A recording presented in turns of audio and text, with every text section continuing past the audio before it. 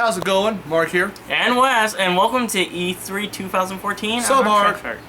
Trash talk. Okay, so now we've got a game that I wasn't really expecting at all when I first saw it in the live stream of Nintendo's digital event. I can't believe that they can take such a simple little side part of another game and make it make it full blown into its own game. Little creation. We are talking, of course, about Captain Toad Treasure Tracker.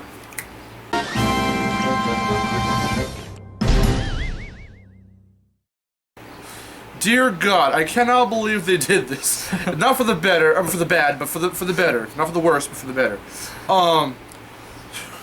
It's such a cute little idea. Toad now has his own game, and still no Waluigi game, people. Come on, get on that.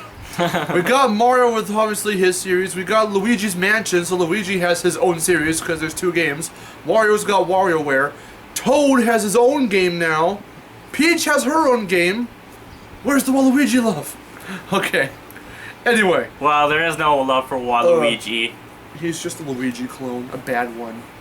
A bad anti-Luigi. Anyway. That screws me in Mario Kart.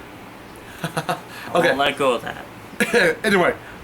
So, yes, for Mario 3D World, there's a little, for those of you who may not know, there's a little side segment deal on the world maps in the game where you can play as Captain Toad, which they kind of did introduce in Mario Galaxy, and he's not really like a big deal.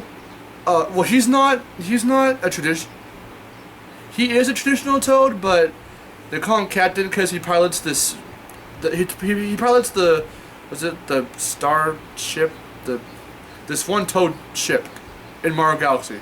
They do kind of help you out here and there, not through any gameplay means, but they do like provide you with the stars at the end of the missions and stuff for certain missions.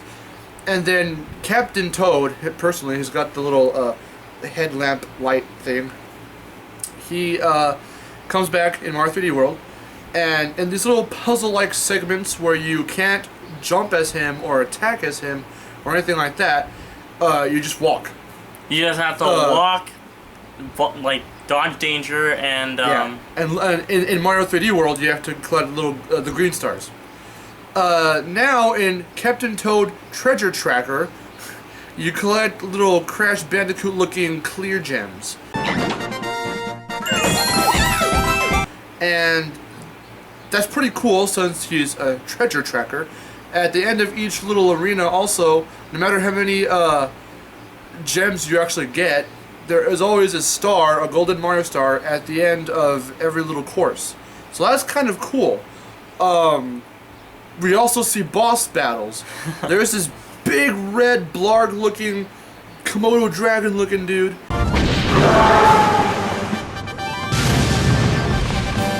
Who looks really well designed and really cool. And his boss battle is actually kind of unique. I mean, it's really cool. What they show is you're in this like volcano looking area and you're spiraling around the sides while he spits out tons of like purple little fireballs at you. And you have to sometimes move with like the little platforms that do like some little motion sweeping there. Yeah, to help you to help protect yourself from his fireballs. You can use them as blockade, and you're just really wrapping around the area trying to escape from him and get the gems as well, and get to the top to get the star. So, it's a really simple concept. It's not exactly an original concept because it started in Mario 3D World, but to make it a full-blown game, and the cool thing I like about this game is that it's not, when they showed it off, it's not a direct rip from that game, from Mario 3D World. It's not just like, oh, here he is, and you can do whatever. It may seem like that at first, but they do make it like its own thing. Yeah. The obvious origins from back in 3D World are there, because that's just the concept, but the execution is like, it's kind of like New Super Luigi U and New Super Mario Bros. U, because there's Mario Bros. U, and the Luigi U revamped a bunch of stuff and made it a kind of different experience. It was obviously from a thing already there with the exact same like graphics, you know, textures, stuff like that. But they did really bump up the difficulty and stuff like that. So I'm assuming they might do the same thing here with Captain Toad. Yeah. So that was a really short little review there. I mean, that's really all that they've shown so far, as of right. Except and they did say in their little E3 stuff, Nintendo said that there's a level where you actually get to ride that same set. Oh yeah. Komodo dragon. Oh my God, yeah. You and can do actually... stuff. So I wonder what that level's gonna be like. Yeah. 'Cause that'd just be cool. It wasn't even like a gameplay thing. At the end of the E3 trailer, they just showed Toad riding the big ass Komodo dude.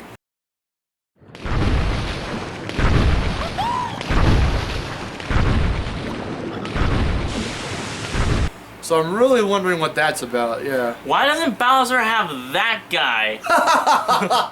I know, right? Oh my God. Fuck the Koopalings, get that guy on the phone.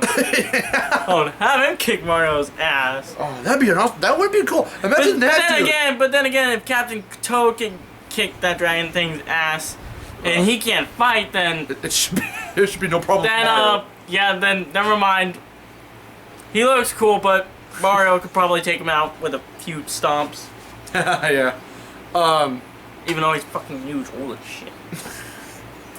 Yeah, they haven't given off that much. I was gonna say, as of right now, June 10th, I'm actually looking at my laptop right now, and they're going over stuff on Nintendo Treehouse, day one, and just a little prior to filming this, we had just gone over the guys playing Captain Toad. So it looks like from Mario 3D World, but they did revamp it. It's not green stars are going after it. It's little clear-looking gems, and you get power stars at the end, kind of like in Mario Galaxy, those kinds of stars. And again, they use like the Wii U controller, the gamepad, to look around because there will be secrets in like certain parts. So you have to be. So yeah. So if you're really good at puzzle games and all that, this is the game for you. Yeah, it's a puzzle game because they are quite puzzling in 3D World. So yeah, it's like a, where is that star? There's that star. How do I get to that star? Oh, I do this. I did personally find them a little frustrating the harder they got in 3D World, but yeah. I guess for expectations now, I guess I could expect that. I mean, you know, the greater difficulty. They did show off more little characters that'll be coming after you, like enemies, like Shy Guys and stuff. I think Koopas are in there as well.